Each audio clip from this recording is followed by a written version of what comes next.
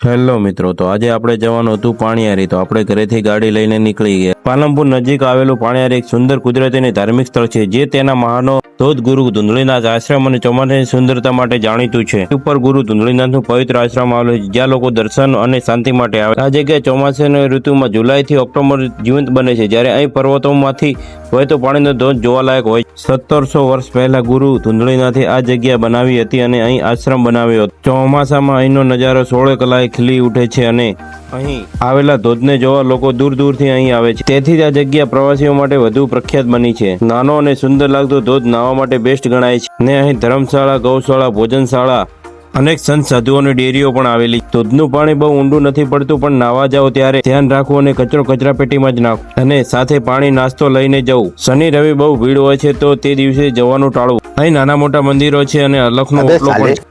તેના પર બેસો તો મનનો થાક પણ ઉતરી જાય છે. એક દિવસ પ્રવાસ માટે આ જગ્યા બહુ બેસ્ટ છે, તો એક દિવસનો પ્લાન ગોઠવીને આવી જાઓ તમે પણ અહીં પાણીયારી ફરવા માટે.